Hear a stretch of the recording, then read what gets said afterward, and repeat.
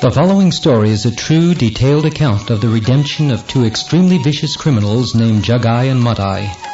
They were divinely saved by God Himself, who, in the person of Lord Chaitanya or Gauranga, lived in Nadia, West Bengal, India, in the early 16th century, when he was about 23 years of age.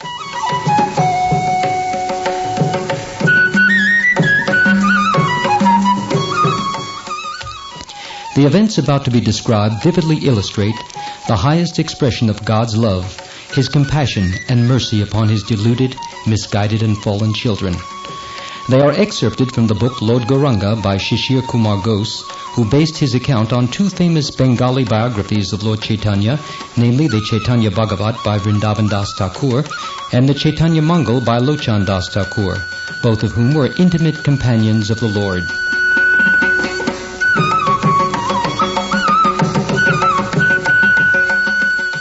And now Radio Krishna presents The Redemption of Jagai and Madhai. Your narrator is Amal Bhakta Das.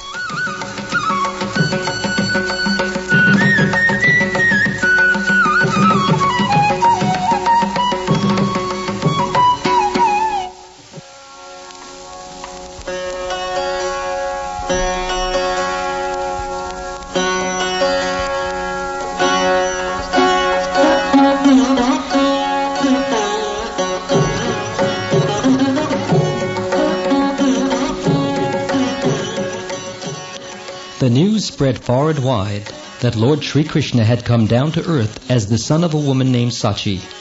Some believed in the news and some did not. As a general rule, the highest classes, that is to say the Brahmins, refused to accept him, while the lower classes did so with eagerness. The Brahmins were interested in discrediting him. What the Lord indirectly preached was that the highest man was not the Brahmin, but the servant of the Lord, and that a servant of the Lord, if he belonged to the lowest class, was higher in status than a Brahmin who had no reverence for the Lord Almighty.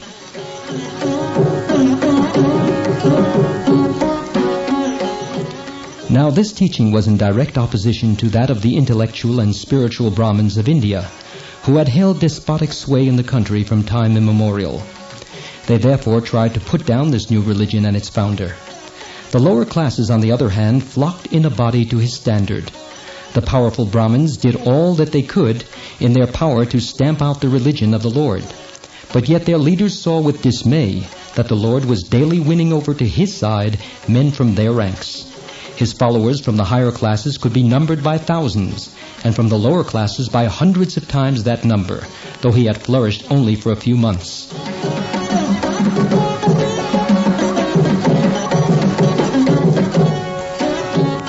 His bhaktas or devotees were day and night engaged in worshipping Krishna. The town assumed quite a novel appearance. There was kirtan every evening in almost every house of the lower classes, and also in those of many of the higher. His bhaktas refused to behave like other people. They moved about like drunken men drunk with joy, the joy derived from serving Sri Krishna.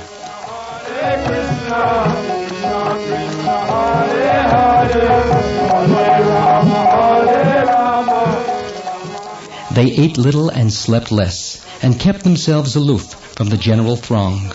The greater part of the external world disappeared from their view. They could think of or see nothing which did not belong to the Lord. In the street, if two of them met, they gazed at each other and laughed in the excess of their joy, and that was all. When they spoke only of the Lord. "What joy," said one. "What a lovely Lord," said another. Sometimes they would meet in the street and then hold one another's hand and dance there before the public, though such exhibitions were considered quite unworthy of the position of a gentleman. But do men, when drunk, take note of public opinion? Why then should those who are drunk with bhakti fear the jeers and the insults of the public?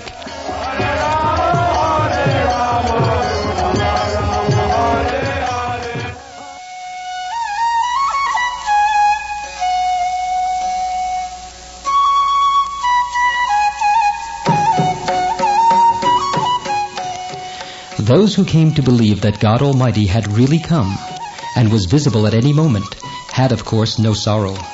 On the other hand, they roamed about as if each of them was an emperor. Not that they were boisterous, aggressive, vain, or proud. Convinced of the fact that the mission of the Lord was to save mankind, and that they had been chosen as instruments to serve his purpose, they felt a sincere brotherly feeling for every man, and a detestation for everything sinful, mean, or improper. Their attitude and behavior exerted a powerful influence upon those with whom they came in contact. The most skeptical, seeing the change that had been wrought upon persons, some of whom were previously notorious sinners, and upon the bhaktas generally, began to yearn after similar good fortune. They wanted to be like the bhaktas, and they began to flock round them to be led to the Lord. Indeed, the bhaktas became so good and so attractive in every way that most men wished to be like them. Non-believers were thus induced to come to the Lord. To see him was, as a rule, to believe in him. That perfectly chiseled face, which seemed to be the incarnation of intelligence, innocence, simplicity, piety, and love, carried with it a power which those who saw him could scarcely resist.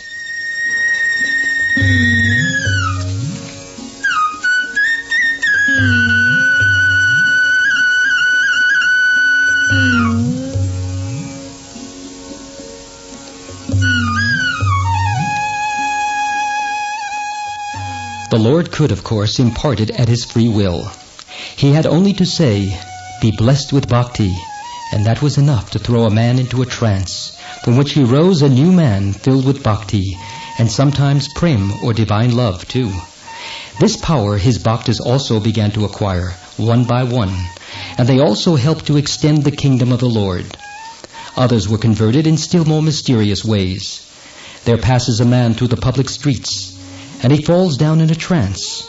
A crowd surrounds him, and he rises with the exclamation of, "Hari! Hari!" which means God, God. He becomes a bhakta from that moment. A child of 5 in the arms of his mother suddenly shows indications of the influence. He dances like one possessed and exclaims, "Hari!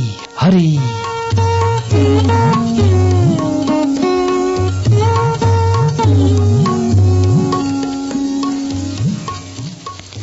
The heart of the Lord was kind, so that any sign of distress in others violently affected him. He loved sacrifice and loved those who had a sacrificing heart. He lived for others. He loved service and not authority.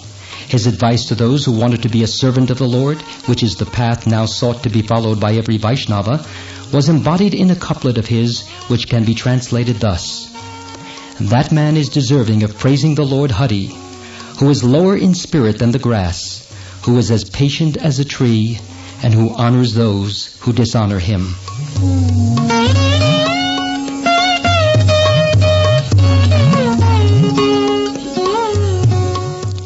He never took for himself the credit of any work, but always sought to transfer it to others. Indeed, his nature was such that he thought every man to be higher and better than himself. But the above amiable traits, though very praiseworthy, are yet human. Gauranga was, however, something more than man. Radha, as the consort of Sri Krishna, is represented as standing on the left of her Lord, with one eye fixed on him, and the other on her attendant maids, who, of course, represent human creatures. She is the medium through whom human creatures attain to Sri Krishna. Radha's one eye, therefore, is constantly engaged in taking care of her beloved maids. Therefore, if Radha's love for Sri Krishna is boundless, her love for human beings is also boundless.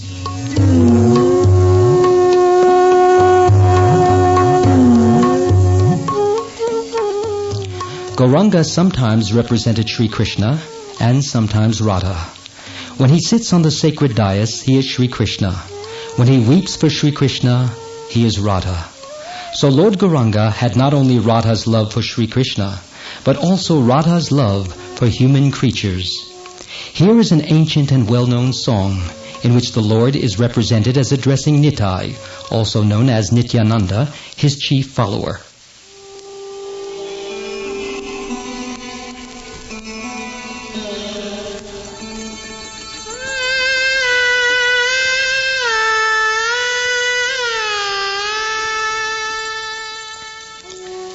Come, Nitai, hold me fast. I am overtaken by indescribable misery. I had a mind to distribute the holy name to mankind, but the powerful name created a current in my heart. That current carries me away and has rendered me helpless. Nitai, where is there another friend excepting yourself to whom I can disclose the misery of my heart? And who will sympathize with me? Nitai, the thought of the miseries of men rends my heart. I owe debts to men, and I cannot redeem them. I have been made a captive on account of these debts. Where is the friend to procure my release?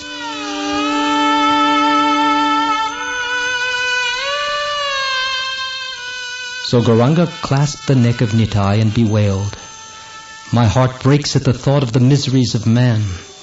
Alas, how are they to be saved? Who is to give them the name of Hari or Krishna? Who is to teach bhakti and remove their misery?"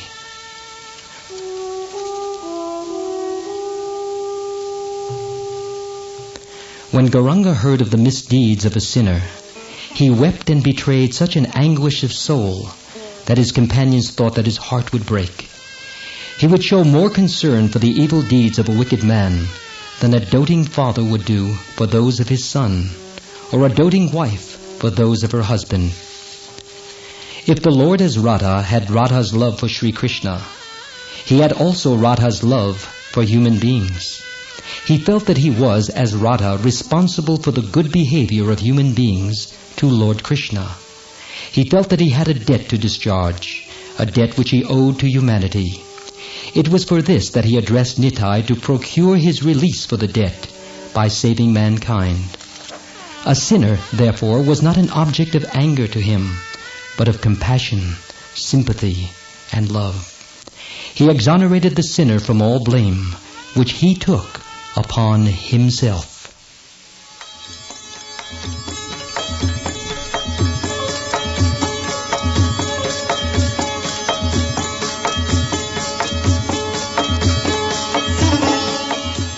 One day, while in the midst of his bhaktas, the Lord addressed Nitai and Haridas, saying, "Go to every man in the town, walk from door to door.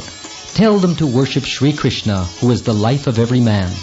Don't make a distinction between sinner and saint, intelligent and foolish, ignorant and learned, believer and non-believer, high and low, Brahman and Sudra. You go and save them all." Haridas and Nitai were selected for the purpose of proclaiming Sri Krishna for very good reasons. They were ascetics and strangers. They were incomparably pious, and they had acquired the power of imparting the Holy Spirit. Nitai and Haridas accepted the task with due humility. The duty that was imposed upon them was to start early in the morning, to travel from door to door, deliver the message, and then return home at noon.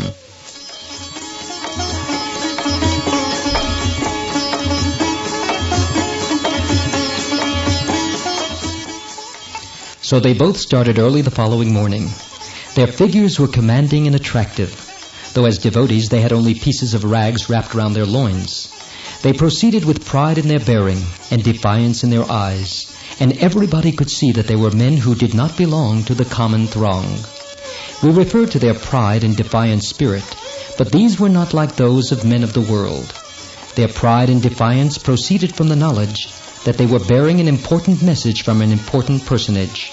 They felt that they were carrying messages of love and hope from their common Father to their brothers.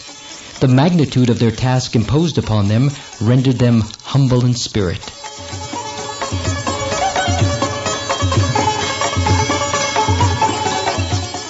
They stand before a door and exclaim, "Hare Krishna!" This is the way ordinary mendicants seek their means of subsistence. The householder, upon hearing this, believing that beggars are at the door, hastens to give them alms in the shape of a handful of rice. They then look at the almsgiver with an imploring look and address him thus with folded hands, "We don't beg rice of you, but to worship beloved Krishna who loves you so well."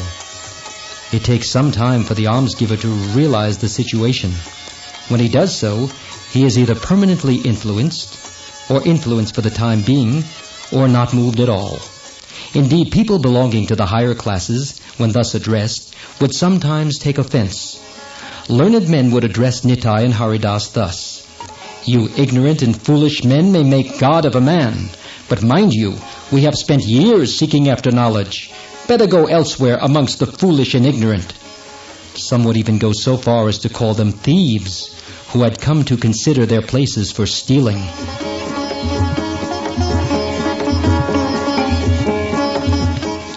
Whenever there is a message from high, and it is delivered to the people, it is accepted.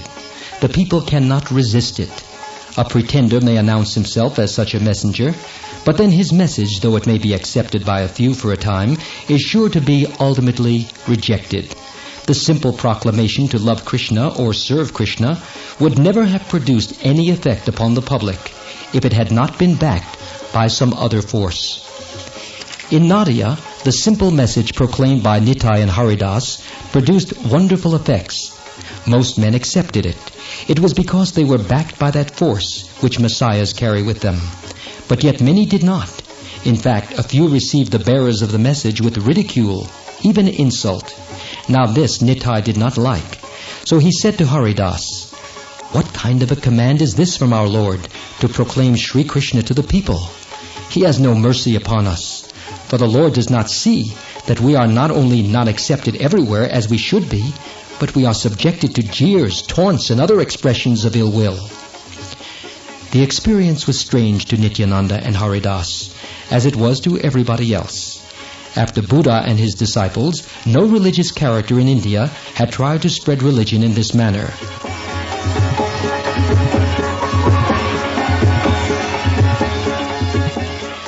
Nitai did not mind the jeers, but he was grieved because everyone did not accept him as a messenger from God. He knew very well that he was not a cheater and that there was no mistake about the source of his mission. Why did not the Lord make his mission acceptable to everyone whom he, Nitai, addressed? Surely the Lord could have done so if he had wished. "Let us go to proclaim Sri Krishna to Jagai and Madhai," said Nitai to Haridas. "And why to them?" asked Haridas. And Nitai replied, "Because they are the most powerful men in this city and perhaps the greatest sinners in this world. If the Lord could make them accept Sri Krishna, that would be a miracle, which would lead the outside world to recognize our Lord. He does everything in secret, within closed doors, and the result is that people call us fools or knaves because we know that He is the Lord God Himself, and they do not."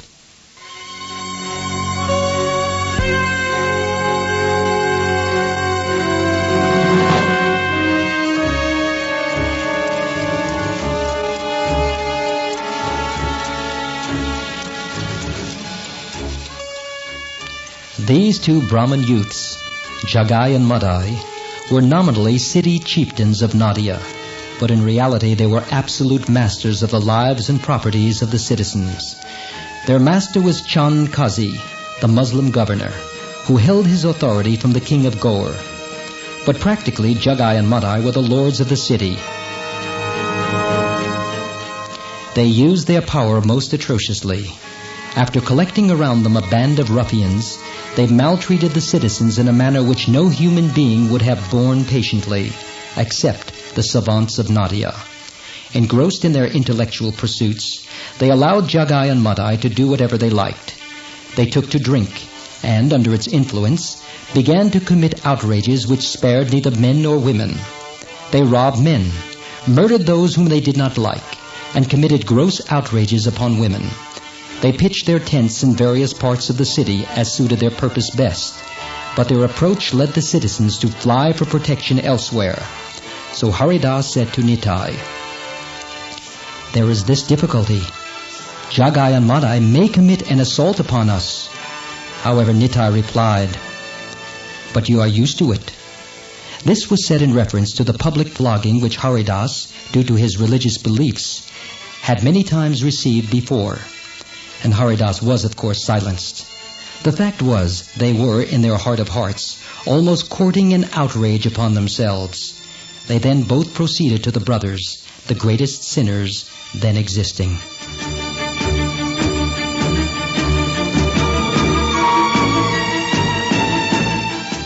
Nitai stood before the brothers, Haridas behind him. "May Sri Krishna bless you," said Nitai, addressing them. "Dear brothers, worship Sri Krishna, serve Him, for He is the best of lords." Now Jagai and Madhai had their religion too, which was based upon one of the tantras. This tantra advocated the eating of meat and drinking of liquor.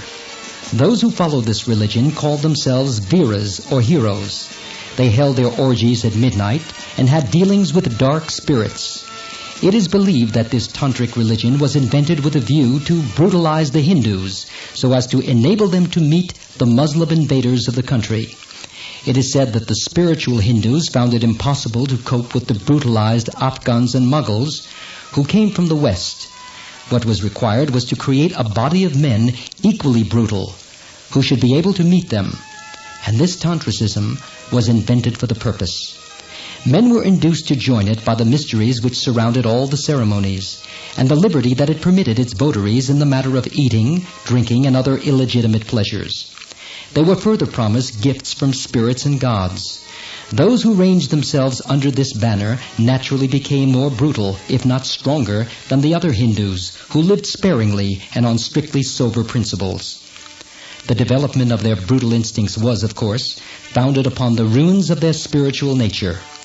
Jagai and Madhai were surely, therefore, not predisposed to accept Sri Krishna, the god of love. Besides, they entertained a particular hatred for the Vaisnavas.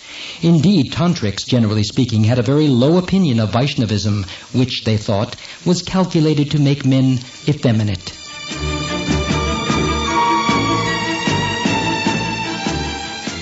When therefore Nitai recommended the brothers to accept Sri Krishna, they lost their temper, called him and Haridas cheaters, ordered them off, and forbade the saints to trouble them.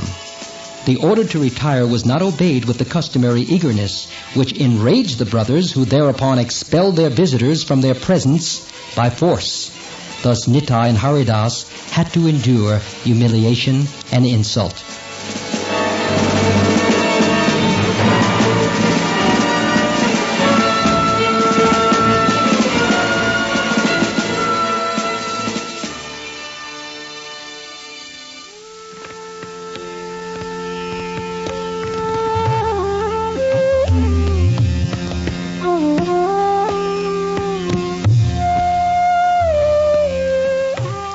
The love of Nitai for his fellow beings knew no bounds, and for those who were fallen he felt a most profound pity. His notion was that Jagai and Madhai, in spite of their worldly prosperity, were the most miserable of men. With Nitai, the afterworld and the miseries of sinners there were stern realities. He knew that the brothers would suffer terribly hereafter. The condition of the two brothers, therefore, called for his earnest consideration. But he was further helped in forming the deep resolution of converting the brothers by motives of policy, namely, in order that these two men, so well known in the country and so dreaded by the people, might bear witness to the reality of the avatar of Sri Gauranga.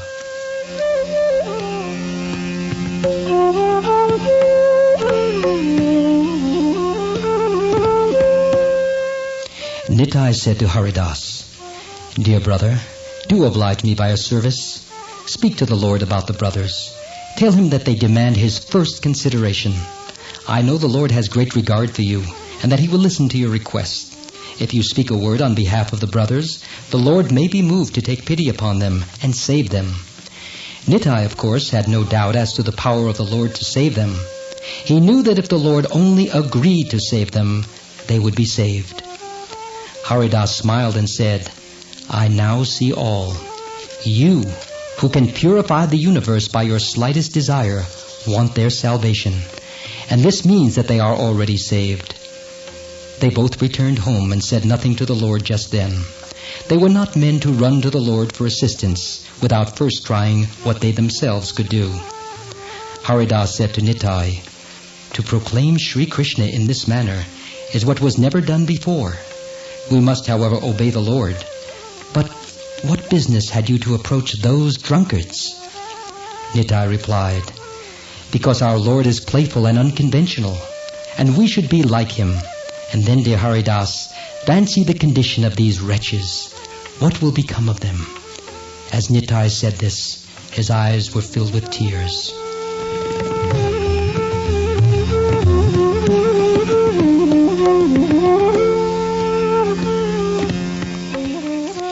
It, however, so happened that the two brothers, just at this time, pitched their tents in that quarter of the town where the Lord lived. The result was that the people became alarmed and combined for their protection. They walked outside, but only in large parties, and gave up going out at all after nightfall.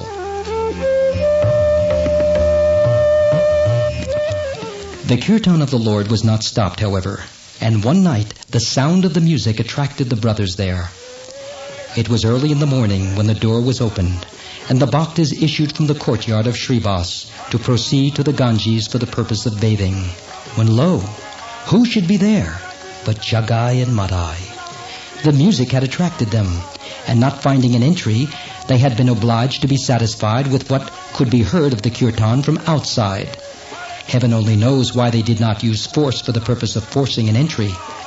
What they really did was to pass the whole night outside the door, alternately dancing to the music within and consuming liquor.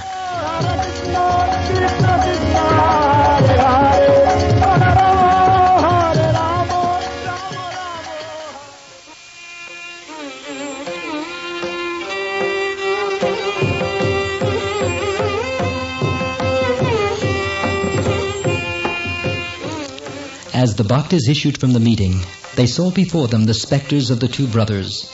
Immediately they surrounded the Lord for the purpose of protecting his person. The brothers were then in a happy mood, however. They accosted the Lord and wanted to know what his troupe sang, having taken the kirtan party to be only an opera company, organized for the purpose of amusement and profit. The Lord made no reply. On the contrary, he was in a great hurry to escape from the presence of the brothers.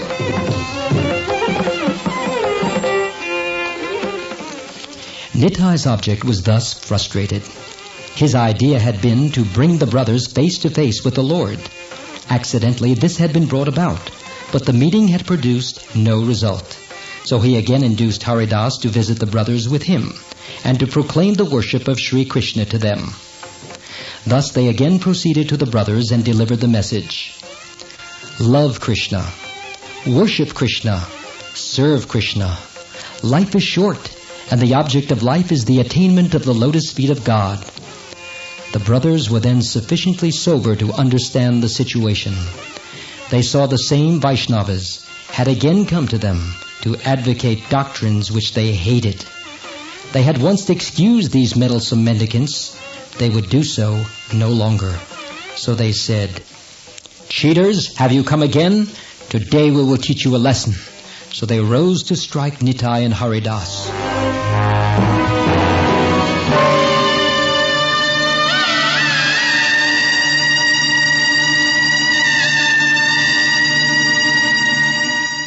Seeing how their pious advances were received, the two bhaktas retreated, hoping in this manner to avoid being pursued or assaulted.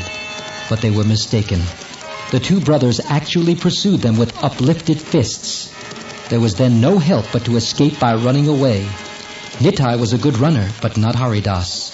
So the former had to drag along the latter. The spectacle was certainly not edifying. Two of the greatest bhaktas of the Lord flying before the two infuriated robbers, and the nimbler one dragging the other along with him. Of course, there were many men in the street, some of them opponents of the bhaktas, and to these the incident seemed an excellent opportunity for taking revenge. They exclaimed, "Well done! The cheaters are well served!" and so forth. As for the two brothers, they, being yet partially under the influence of liquor, had to give up the pursuit.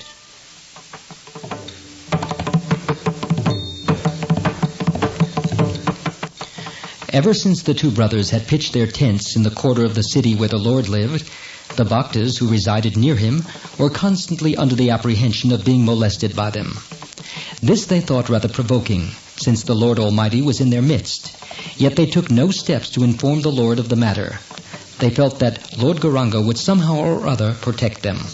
But the outrage upon Nitai, who was considered the elder brother of the Lord, and Haridas, one of his foremost bhaktas, ought not, it was thought, to be kept a secret from the Lord. So the leading bhaktas besieged the Lord the same afternoon.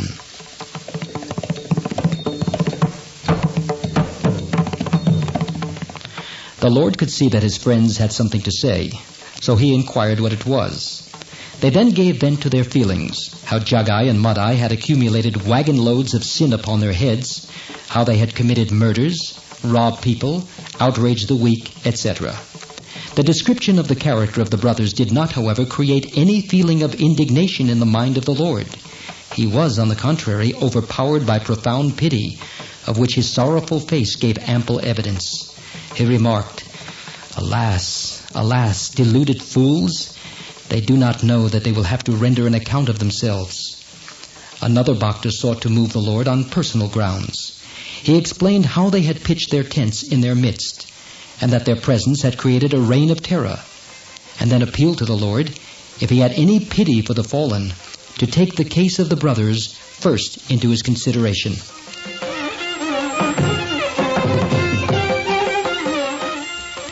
Here Nitai broke in, interrupting the previous speaker. "As for me, I shall never more move about to proclaim Sri Krishna. And why should we? People call us thieves, cheats, and fools. Jagai and Madhai would have murdered us had we not escaped through your mercy. You reveal yourself to us in a closed room. But what are you doing for the outside world? First save the greatest sitters in the world. Then you can take our case into consideration." The Lord smiled and said, "Lucky are the two brothers, since you, the servants of Lord Krishna, wish them well. Lord Krishna will certainly fulfill your desire, so worthy of yourselves." When the Lord said this, the Bhaktas immediately raised the joyous shout of Hari, Hari, for they knew, from what fell from his lips, that the two brothers were saved.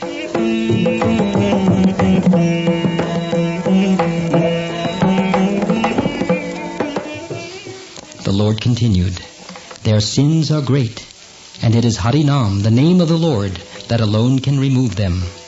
Let us save them by giving them Harinam, and let the world see the power which the name of Lord Krishna possesses. Do one thing. Send for all the Bhaktas, and let us go in procession to the two brothers, performing kirtan, or congregational chanting, and then breathe the name of Lord Krishna into their ears."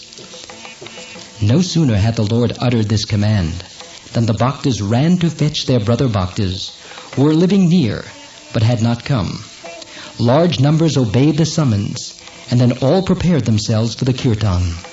This was the first time that the citizens were to witness a kirtan. They had heard of it, and some of them had called it only a masquerade of drunkenness.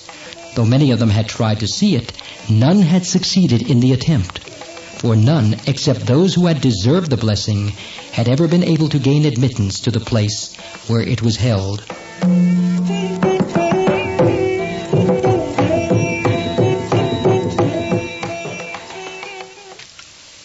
When the Lord proposed that they should go to the tent of Jagai and Madhai, doing kirtan all the way, and then give Harinam to the brothers, he thereby very severely tested the fidelity of his bhaktas.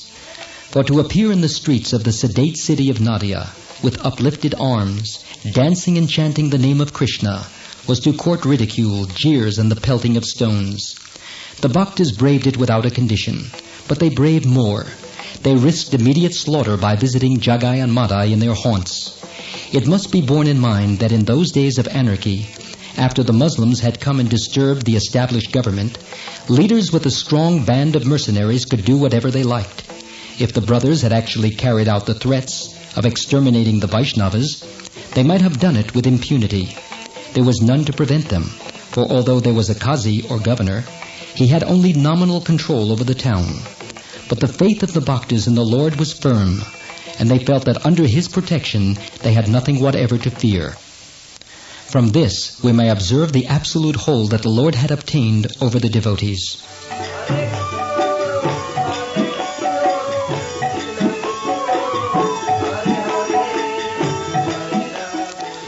The Bhaktas opened the door and appeared in the streets. Crowds collected to witness, for it seemed to them to be a ludicrous sight of respectable men, including many savants, dancing with musical anklets on their legs. Those who had come to laugh, however, were at once sobered by the spectacle. For the Bhaktas who were singing and dancing were in terrible earnest. They were not dancing to praise God, but the praise of the good Lord brought so much pleasure to their hearts that they could not help dancing. Their faces beamed with celestial happiness, which everyone could see. There was piety in all that they did, in their voice broken by emotion, in their soft and tearful eyes, in their happy faces, and suppliant postures.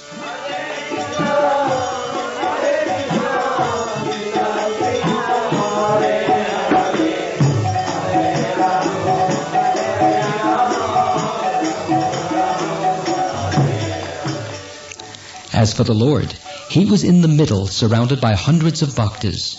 He looked like a figure of gold, an incarnation of beauty and ecstasy. Every one of his limbs showed the joy that was at work within his heart.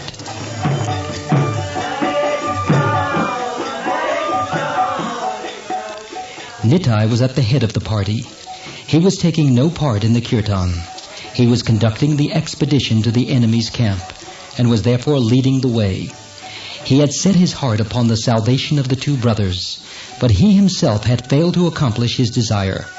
However, now that he had been able to persuade the Lord to take up the task himself, he was in ecstasy. His mind was so occupied with the thought of the brothers that he had no opportunity of directing it to the lotus feet of Krishna, which the members of a kirtan party are required to do. The kirtan, of course, with its songs, the playing of the drums and the cymbals, and the loud shouts of Hari, Hari, was making a good deal of noise. When the party, therefore, neared the tent of the brothers, their slumber was disturbed.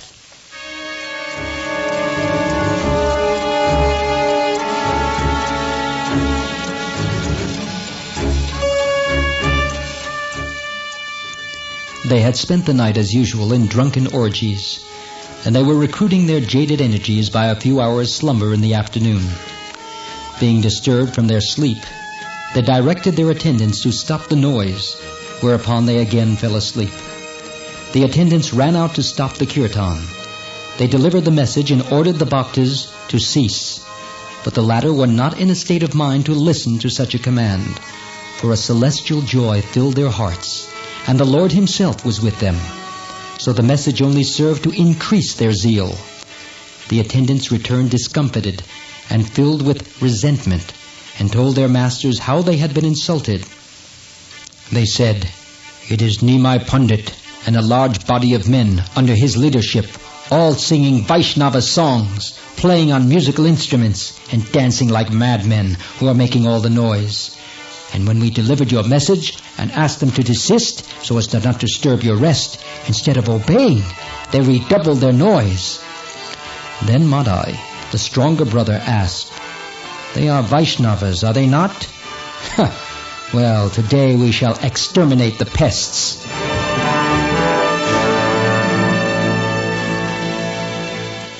Thus saying, the two brothers rose in a state of fury. They had never entertained any love for the Vaishnavas.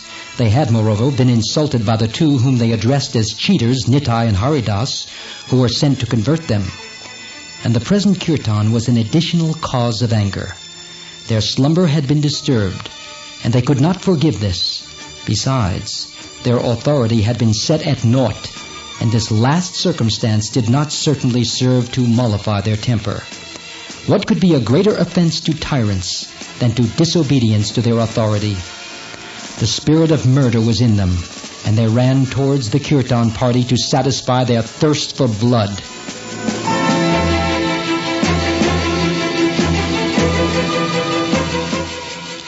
They had been in a sleeping state of semi-nudity, and they were in such a hurry to revenge themselves on the disturbers that they had no time to put on their dress before proceeding to the attack. What they did was, they wrapped their dhotis round their loins as they advanced, so as not to lose time. The idea of exterminating the Vaishnavas delighted them fully.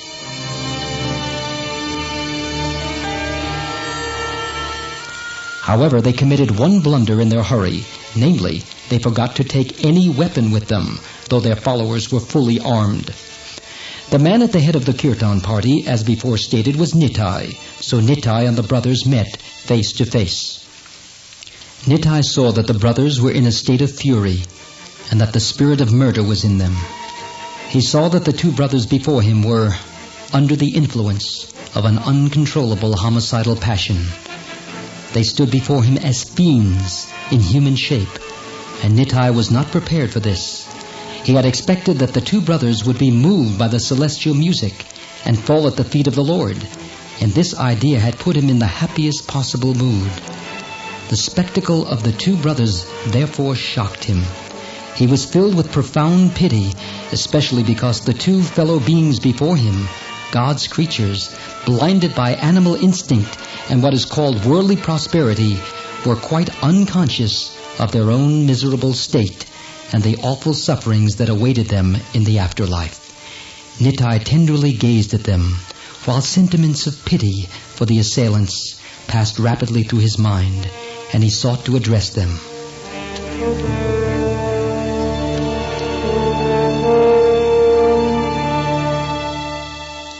The brothers saw Nitai before them, and the sight inflamed still more, if possible, their passions. They saw before them the same ascetic who had twice insulted them by assuming a tone of moral superiority and censuring them for their conduct. They took a moment to think what sort of punishment they should inflict upon him, whom they considered an impertinent fool.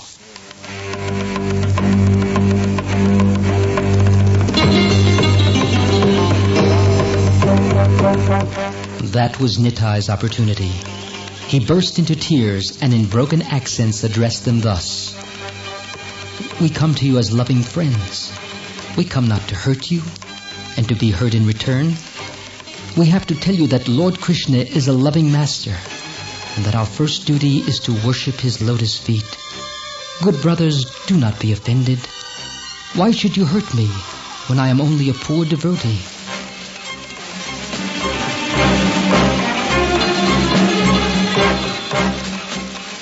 Now, from the point of view of the brothers, they were the injured party. If they drank liquor or committed murder, that was nothing to Nitai or to the Vaishnavas. What right had the Vaishnavas to pose as superior beings and offer them moral assistance, which they had not asked for? And had not they shown, on more occasions than one, and in an unmistakable manner, that they did not want the good services of the Vaishnavas? And what did this show of force mean? Hundreds of men coming to their house with loud shouts of Hari Bol or chant the Lord's name, unless to proclaim that they were rascals. Would anybody tolerate being besieged in his own house for such a purpose?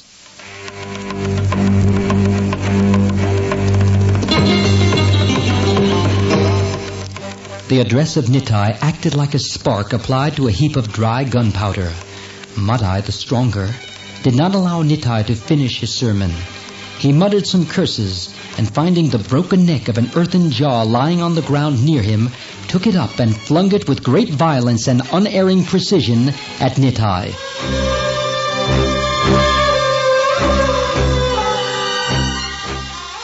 It struck the forehead of Nitai with great force. The blow partially stunned Nitai, and blood spurted from the wound. Nitai, however, immediately recovered his senses, and seeing that the flow of blood was blinding him, he pressed the wound with both hands to stop it. Madhai saw the blood, but was not appeased. There was another piece of the same jar there, and he picked it up for another assault. But this time his arm was arrested, and he was prevented from throwing the missile by Jagai. Jagai was less strong and more susceptible than Madhai. The earnest countenance, the tearful eyes, and the passionate appeal of Nitai had, in spite of himself, touched Jagai. And when Madhai attempted another assault, Jagai caught hold of his arm with the remark, I do not see any merit or glory in killing a stranger and devotee. Neither do I think that your action will bring you any blessing or advantage.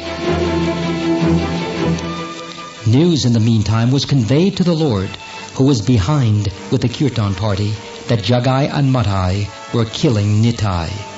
The Lord was in the middle of his bhaktas, while Nitai had gone ahead. So the Lord and those who surrounded him had no knowledge of the serious incident that had just occurred ahead of them. The Lord was rudely disturbed in the midst of his lovely dance by the message that they were killing Nitai. They are killing my Nitai, exclaimed the Lord, and he hastened forward. A passage was opened for him by the bhaktas, and the Lord approached Nitai. He saw that the face of Nitai was besmeared with blood, and that he was pressing the wound in his forehead with both his hands to prevent the blood from flowing. He was nevertheless dancing in the joy of his heart and repeating the name of Lord Gauranga.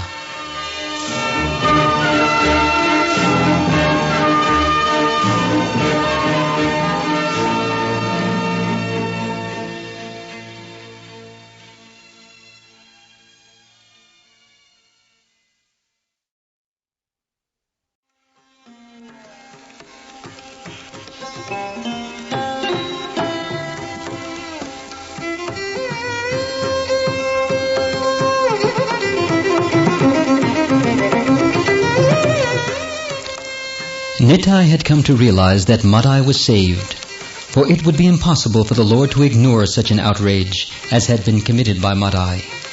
To take note of the outrage would be to save the brothers, for in this incarnation the Lord had forsworn punishment. He could only punish by giving salvation. He had also another cause of joy.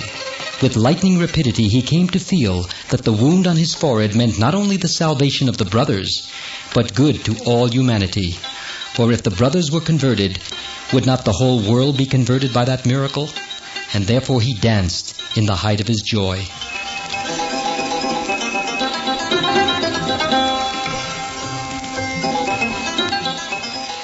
The first thing the Lord did was to take his own shawl and wrap it round the forehead of Nitai, with a view to stop the blood. This done, he had time to look at the brothers and their party. As a matter of fact, the touch of the Lord stopped the flow of blood, and there was thus no further necessity to attend to Nitai. He saw that Madhai, who was being held fast by his brother, was yet violently foaming at the mouth and trying to extricate himself to attack the kirtan party, and also that the fiendish followers of the brothers stood behind them with deadly weapons in their hands, awaiting orders. As for Jagai, he had no doubt done a good service in restraining Madhai, but otherwise he remained as great a monster as he was before. He had, however, his wits about him, and seeing that hundreds of the leading men of the town were then assembled around the Bhaktas, many of whom were their acquaintances, and some even their relations, he was no longer in favor of the actual extermination of the Vaishnavas.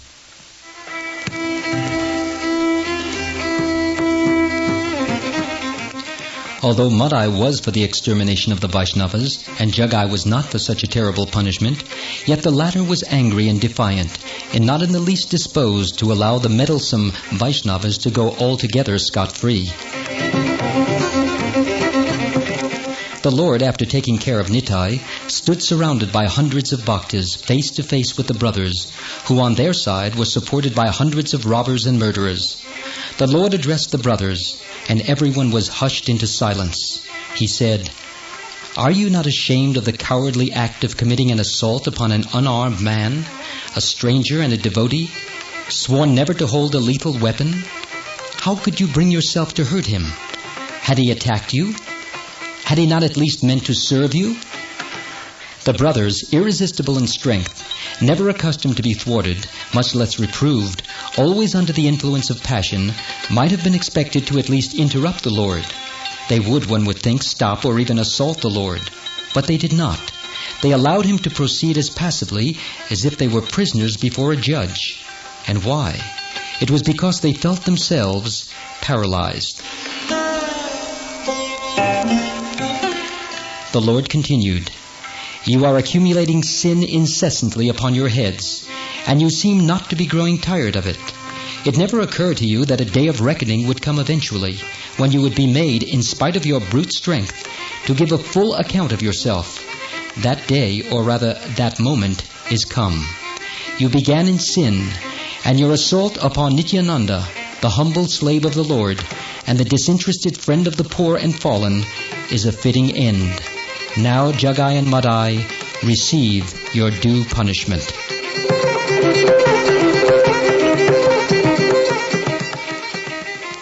The brothers stood transfixed to the spot. They found themselves standing with folded hands, in token of submission, and trembling from head to foot with fear. They found that they had lost not only all power of moving their limbs, but even of speech, and that the being who was standing before them was indescribably terrible, and was their unyielding judge.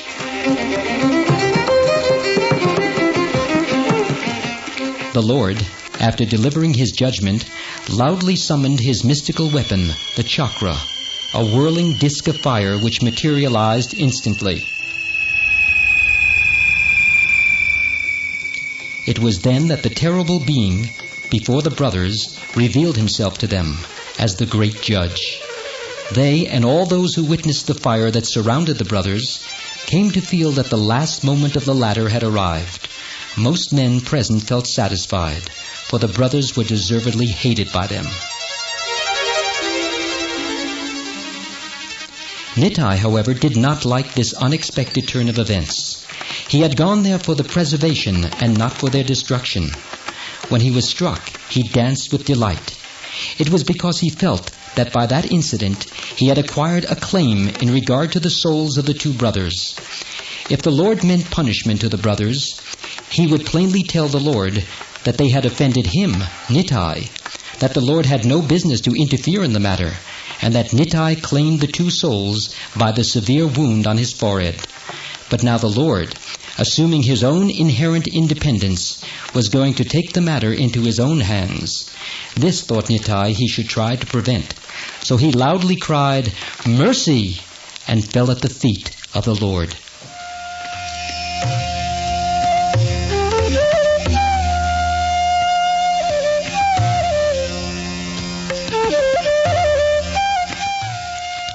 Nittai knew that if he himself had any slight desire for the salvation of the brothers, the Lord had a greater desire to accomplish that end. For was he not all mercy? That is to say, only mercy? Of course, he had to assume the appearance of severity to maintain the superiority of righteousness over sin. But Nittai knew full well that, in his heart of hearts, he was more tender than he himself or anybody else in the universe. So he thought, if he but once prayed to the Lord for the souls of the brothers, the Lord would not only grant the request, but also be obliged to him for having preferred it. He was therefore exceedingly surprised to find the unforgiving attitude of the Lord. For though Nittai, whom the Lord called his elder brother, knelt before him and prayed for mercy, he yet remained utterly unmoved.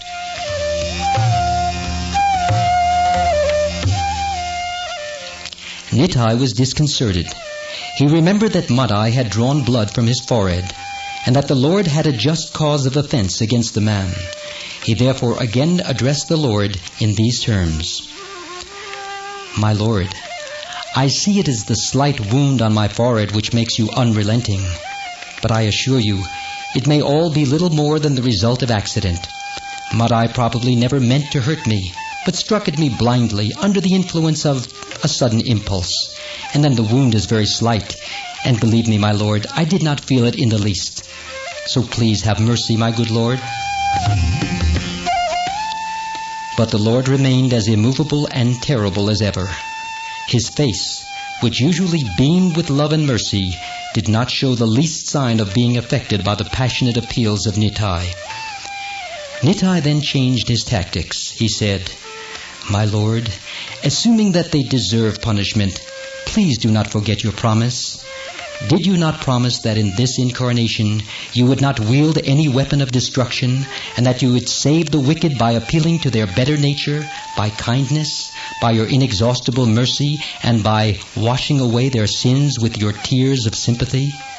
You have nothing to do with your fire disk in this incarnation. Do not forget that you have come to soften the hearts of the wicked, and if you now kill them with your fire disk, whom will you save then?"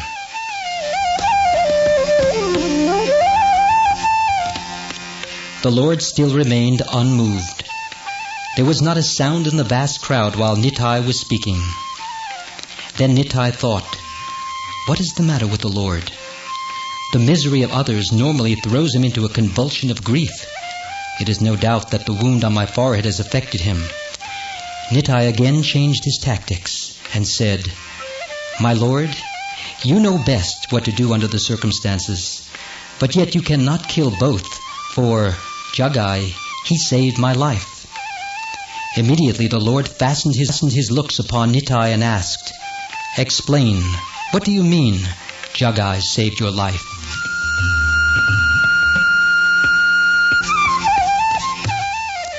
Now, as we stated before, when the assault was committed, the Lord was in the midst of his bhaktas, far in the rear. Thus he had witnessed nothing. Nittai now told him how, when Madhai sought to assault him a second time, Jagai not only held him fast, but also rebuked him for his cowardly conduct. Immediately an approving smile lighted up the divine face of the Lord. He looked again all mercy, all good, from the sole of his foot to the top of his head, and he said, "So, Jagai saved your life?" And then, looking at Jagai, he further said, "Jagai, you saved the life of my Nittai. Therefore you have conferred an infinite obligation upon me. You deserve a reward from me. So here it is. Let me embrace you." Saying this, the Lord, the incarnation of purity, held the loathsome moral leper in his bosom and gave him a warm embrace.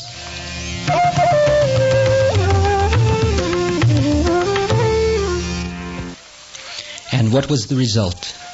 Jagai fell down on his back, as if struck by lightning, in a state of complete trance.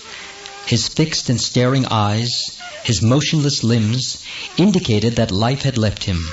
When Jagai fell down in a trance, the incident was followed by a joyous shout, not only from the Bhaktas, but also from others, including their opponents, who had, unperceived by them, caught the contagion of the moment.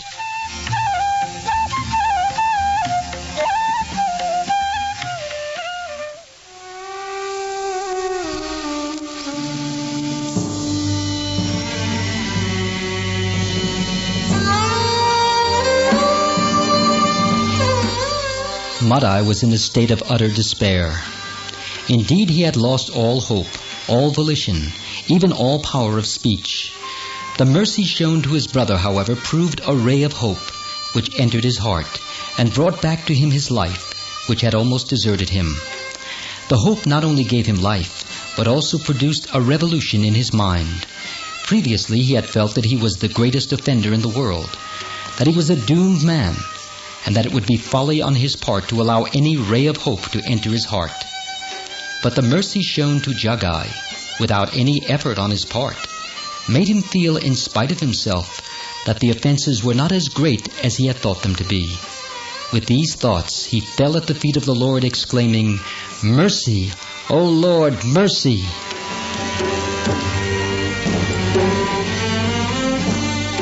Immediately the Lord retreated a step. He said, "Madhai, your case is not so simple as you think." Madhai was disconcerted, yet he did not lose all hope. Perhaps he thought the Lord was playing a part, so he said, "My Lord, we are all your children."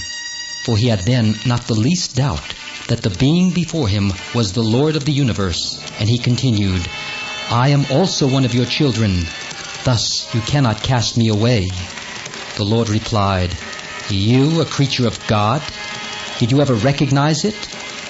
Why then did you maltreat those who were your brothers?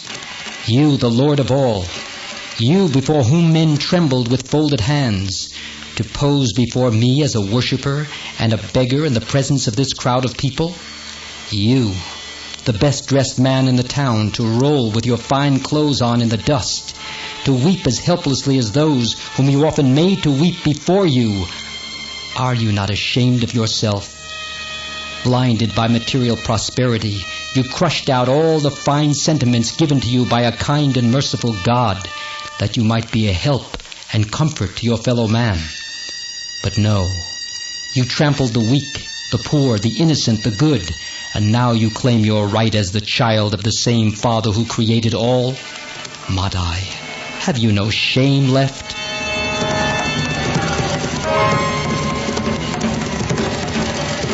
Madhai was again seized with utter despair. He muttered something to the effect that the Lord was impartial, that as his brother, his partner in guilt, had been excused and accepted, he expected the same treatment from the Father of all. The Lord again replied, "Madhai, when the Bhaktas came to give you the name of Hari, they of course thereby condoned your past misdeeds. Sripad Nityananda came to bless you and your brother.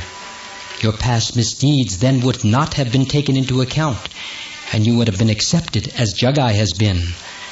But you have given fresh offense. You have drawn blood, not only from a Bhakta who is innocent, but from one who was your well-wisher. No, Madhai, you can expect no mercy from me." Madhai was silenced, and he thought profoundly for a second.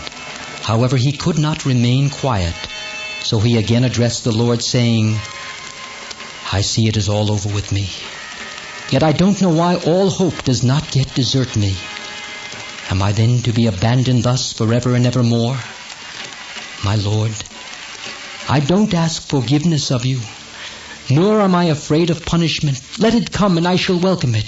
Only tell me, is there any way, any penance by which I can, at any future period, attain to your lotus feet? Only tell me the way, if there be any, and then you may cast me off.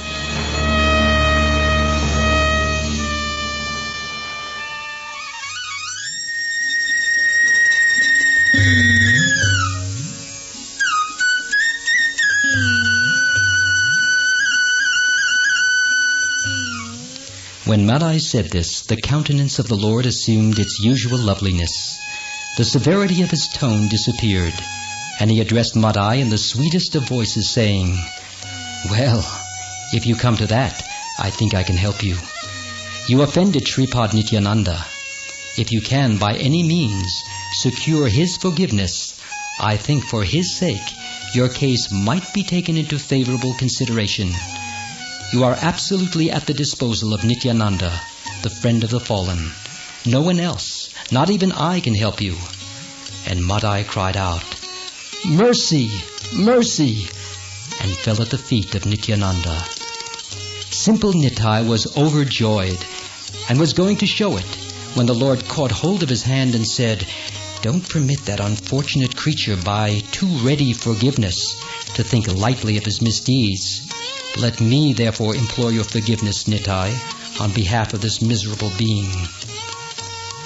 Dear Nitai, forgive him for my sake, and show to the world the difference between a servant of the Lord and a sinner. Let Madhai know that his offenses are so great that even I cannot excuse them, and that I have to implore you for his forgiveness."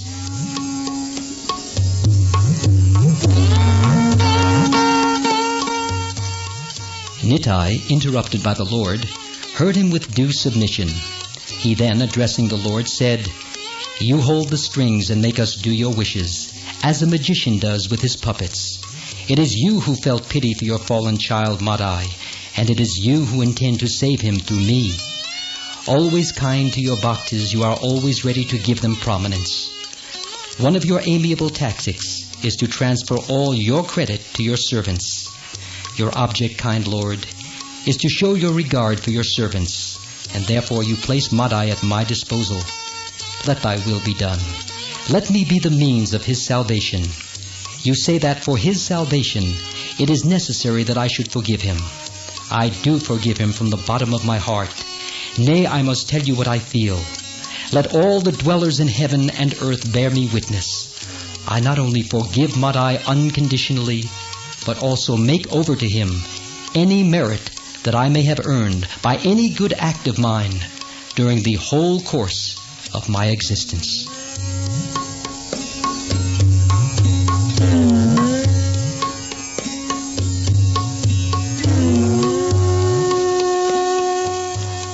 The announcement, when its significance was realized, was received with loud and repeated shouts of Hari Bol. Nitai continued, "Now, my dear Madhai, come to my bosom, and let the world see that there is no longer any difference between us." And so saying, Nitai caught hold of the arms of the great city chieftain, drew him towards himself, and gave him a warm embrace. Madhai, like his brother, fell down in a trance beside him. So they lay side by side, their eyes fixed and foam coming from between their lips. The pressure of the crowd was very great. Everyone wanted to come and see the terrible brothers now rolling in the dust. The Lord, whose work had been done, therefore hastily withdrew his bhaktas, leaving the brothers where they were, in a state of trance, in the public streets.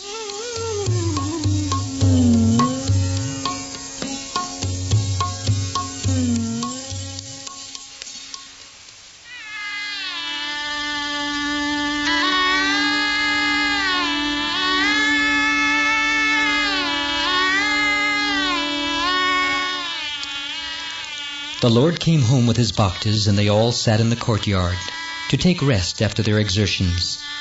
The season was the hottest, and the time the afternoon. The exertion and the excitement that they had gone through had made them perspire. They were yet in a state of bewilderment on account of the experience they had just gone through.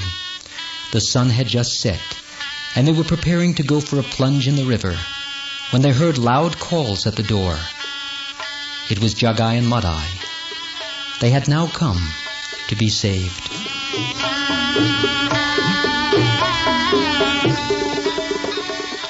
After being let in, they came before the Lord and, with a shriek crying out for mercy, again fell down senseless. The Lord was still in his divine state. Indeed, he had ceased to be man the moment he had opened the doors and proceeded toward Madhai. Addressing Nitai, the Lord said, "Nitai, take the 2 penitents to the Ganges, and there breathe the holy name of Krishna into their ears. You wanted them for me, but you alone have claims upon them, so I make them over to you."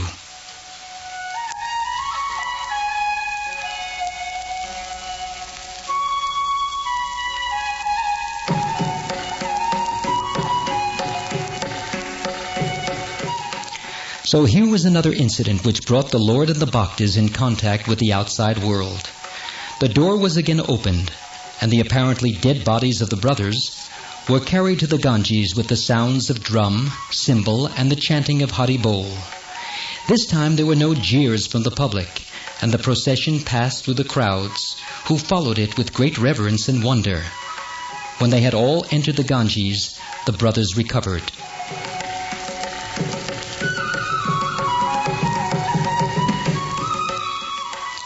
In the river, as was usual with the Bhaktas, they became very frolicsome.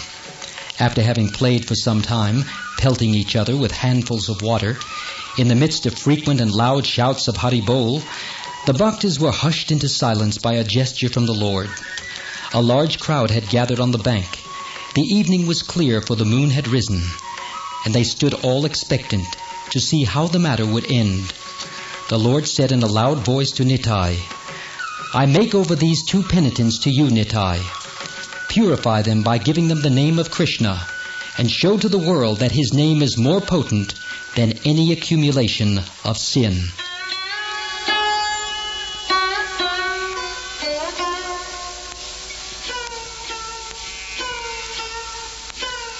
They all stood waist deep in the water, surrounding the Lord, who was in the middle. Nitai on his left, and the 2 brothers with folded hands before him. The Lord in solemn language then addressed the brothers. "Jagannath and Madhav, you have been accumulating sins since your birth. Now, deliver them to me with copper, Tulasi, and Ganges water, and thereby relieve yourself of your burden and become pure."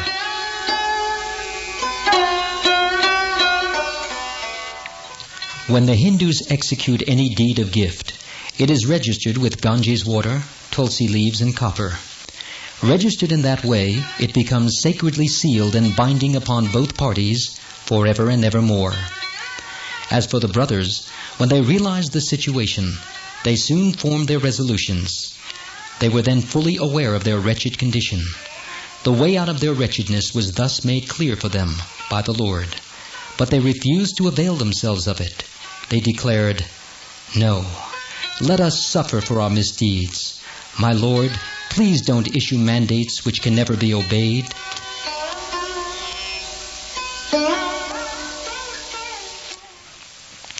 This reply of the brothers was received with approbation by all, and expressed by loud shouts of Hari Bol. But the Lord remained unmoved. He again demanded of the brothers in a firmer tone to deliver all their sins to him.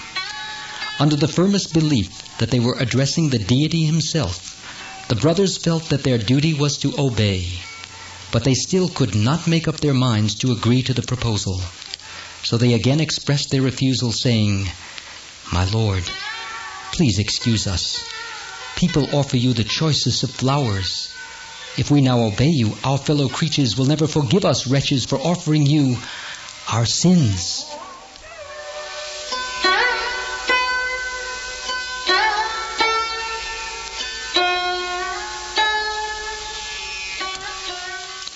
The Lord was, however, inflexible.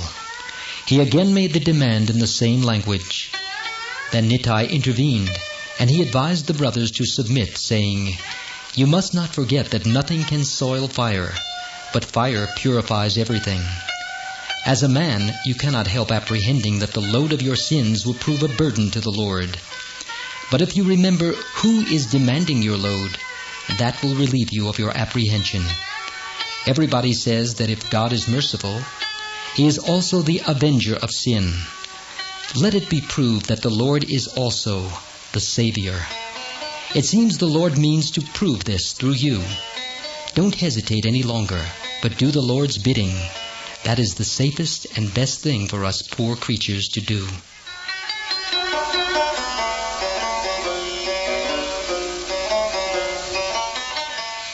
The brothers, having submitted, stood before the Lord, oppressed by diverse feelings.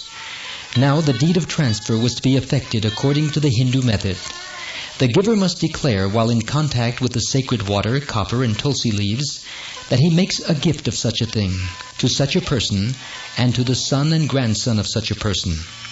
Then the receiver has, in the same solemn manner, to declare, "I accept." No deed of gift is complete unless both the giver and the receiver express their perfect agreement. So the Lord extended His joined hands for the purpose of receiving the gift, and the brothers uttered the formula as is written in the sacred laws. They said, and everybody heard the words distinctly, that they were handing over all the sins they had committed themselves during the period of their existence to the Lord. And the Lord, in the same distinct manner, under the seal of the sacred things enumerated above, signified His acceptance. He said, "I accept your gift."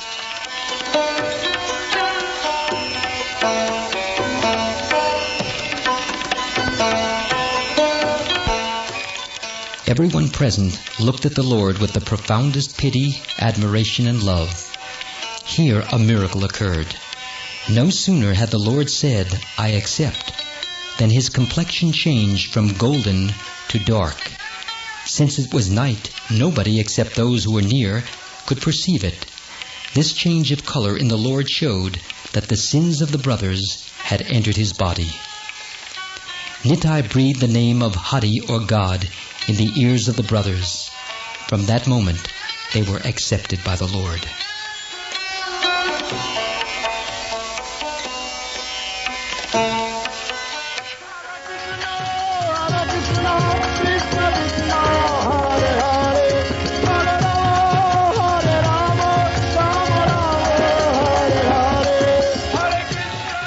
They then all returned to the house of the Lord, where a kirtan or group chanting was immediately commenced. There Nitai danced with the two brothers, and danced like one who had gone mad in his joy. He sometimes danced on one leg. Sometimes his dances were big jumps, and sometimes clean somersaults. Anyhow, if the dance was not elegant, it served its purpose. When the brothers took to dancing, it created the greatest possible wonder, and it is expressed by the following song of the period, describing the feelings of those present. What a miracle! See, Madhai dances. Jagai may dance, but see, it is also Madhai who dances. When Madhai danced, the Bhaktas thought it a very great miracle. So they declared amongst themselves, "Yes, Jagai has proved himself to be the possessor of some redeemable qualities, and so we can understand his being able to dance. But how is it that Madhai should be able to dance under the influence of love and devotion? Madhai, who only a few hours before was the greatest sinner on earth." As for the brothers, it was, however, not actually love and devotion that led them to dance, but hope. They had lost hope, and finding one ray of it, they could not help expressing it by a dance. For their dance ceased in a short time, and they began to weep.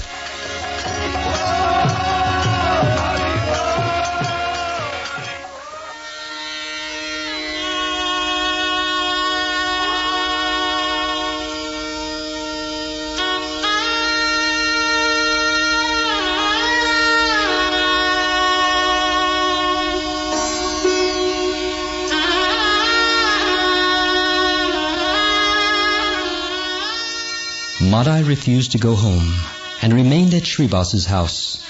He had no longer any desire but that of deserving the forgiveness of the Lord. He renounced food and sleep. Nitai, Srivas, and others tried to soothe him.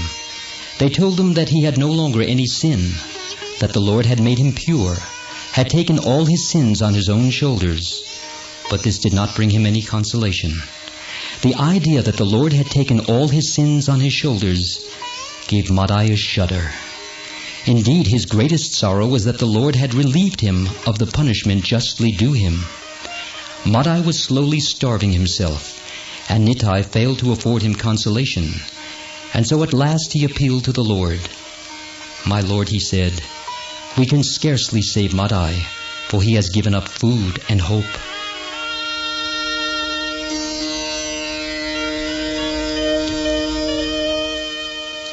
The Lord was moved even to tears. He hastened to Madhai, whom he saw weeping with a plate of rice before him, untouched. The Lord sat before Madhai and said, "Dear Madhai, don't kill yourself. Please eat." Madhai opened his eyes and saw the Lord before him. The spectacle certainly gratified him, but it also reminded him of his sorrow, which he was trying to forget. He saluted the Lord with great humility and tried to receive him cheerfully. The Lord said, "Madhai, I must say this is a little selfish on your part. You have made Nityananda miserable. You have made others miserable too. What ails you? Are not your sins all forgiven?" When the Lord spoke of the forgiveness of his sins, Madhai shuddered. The Lord continued, "I am before you, ready to grant whatever you would like. But tell me, how can I further help you?" Madhai said, "My Lord, let me explain the cause of my sorrow. I have received the highest blessing possible to man. I know further that I am burdened no longer with sin, but yet I cannot restrain my tears or put a stop to the sorrows which, like the waves of the Ganges, come one after another in succession and overwhelm my heart. The cause of my sorrow is your kindness. What am I that you should think of me? You are purity, and I am dirt. Forgetting that, you have been treating me as if I were a pet child of yours. If I had been punished for my sins, I think I would be less miserable than I am. I now see that it is a wise arrangement which visits sin with punishment. My Lord, the more you are showering your mercies upon me, the more miserable I am becoming."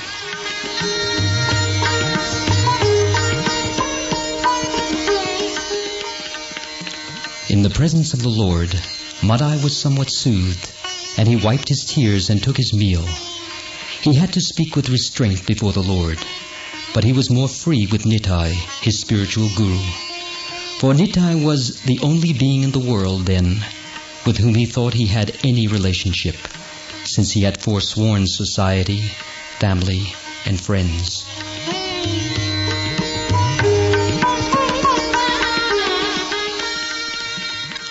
To Nitai he opened his heart and said, "The acceptance of myself and of my sins by the Lord has given life to my heart. Previously it was dead, or under the absolute control of fierce passions. But the Lord's blessing has awakened me, as it were, from a stupor, and my past activities now stand to me revealed. And what do I see? There is nothing to flatter me, to please me, or to console me. It is one continuous record of crimes and cruelties, committed and inflicted for selfish purposes.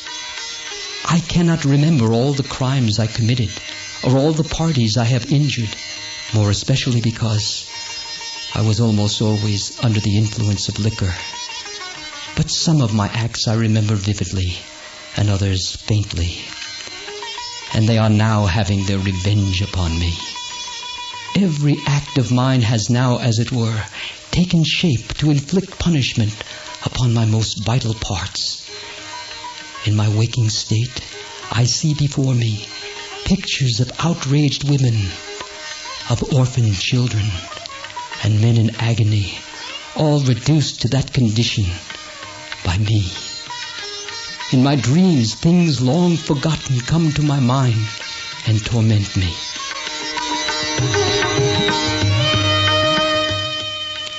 Oh, revered Guru, it seems to me that when the Lord accepted me, He simply meant by this that He would give me the power of weeping. Yes, that is His greatest blessing. This weeping relieves me somewhat. Indeed, if not for this weeping, I should have been burnt to ashes by the fire awakened in my heart by the Lord's blessings upon me. I hear the shrieks of my fellow beings I have injured, and see the agonizing faces of those I have subjected to torture. These specters torment me day and night. It strikes me that there is one way by which I can relieve myself of the torments which have beset me. And it is this. If I now could only get hold of the men I have injured and obtain forgiveness from them, I think I could bring some solace to my soul.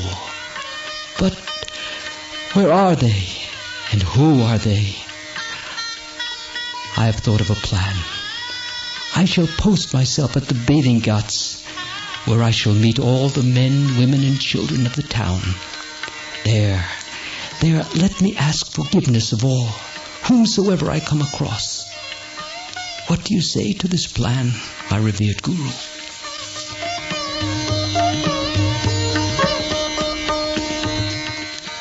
Nitai agreed to the proposal, and Madhai then acted on his resolution. After resigning himself to God, he came out of the house of Srivas, where he was spending his days and nights in privacy. He came out the most miserable man in the world, utterly unconscious of the crowd that his presence had collected round him. Men who hated him, men whom he had injured, wanted to have their revenge upon him. But they did not venture on any familiarity, for when a tiger has been killed, people do not dare approach the spot at once. They had seen the tiger of the city of Nadia in the prime of his power, but they had not seen the process by which he had become a changed man, and they dared not trust him.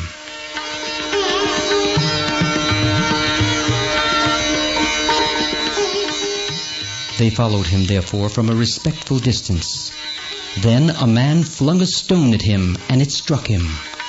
The reveries of Madhai were broken, and he realized the situation at once.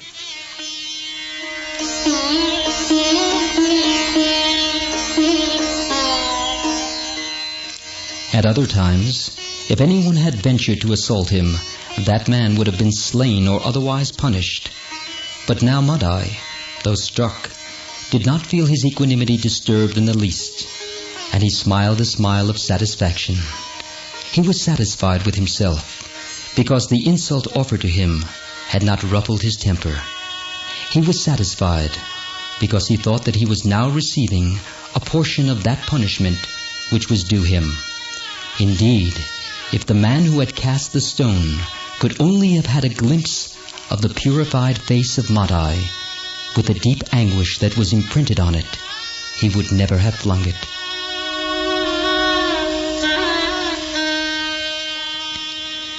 Madhai sat on the bank while a crowd stood around him. He gazed at the crowd, and the crowd gazed at him. Madhai tried to suppress his tears, because he wanted to address those who were before him. He rose, and with folded hands said, "Behold me, Madhai, the Raja of Nadia. In my pride of power, I trampled everything sacred underfoot. Will you now confer a priceless obligation on me by trampling me underfoot?" The crowd was petrified with surprise. Their hatred of the man evaporated in a moment. On the other hand, they felt a profound sympathy for him. Then a bather approached, and Madhai fell at his feet, saying, "Kind sir, I do not know whether I have ever injured you or not. I am the greatest sinner in the world. Yet the Lord has promised to accept me on one condition. It is that you, His creatures, will forgive me. If you cannot, at least put your foot on my head. The man took time to understand the situation. At first he could not, in Madhai, recognize the terrible city chieftain of Nadia. He then had to realize the purport of the address, which seemed so strange in his mouth. He understood the terms of the address, but yet he hesitated, thinking, is Madhai acting a part? Is he mocking me? Is he really Madhai at all? And Madhai replied, you cannot recognize me? Yes, it is a miracle which has brought me here. The Lord wants the greatest sinner on earth to bear witness to His infinite mercy, and the choice has very naturally fallen upon me. The man yet hesitated to accept Madhai at his word. Men like him who have never known what self-control is, who are fitful, self-willed, and passionate, are accustomed to perform many mad acts. Possibly he is sincere now, but how long can a man like him remain a penitent? But Madhai had been saved.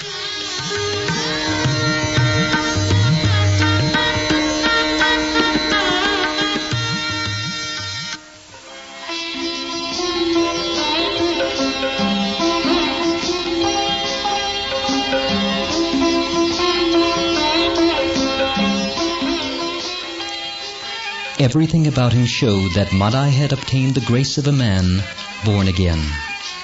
A servant of God has his distinctive features, which mark him out from others. He is sweet. He emits sweet fragrance. He speaks music. His company is soothing, ennobling, and fascinating.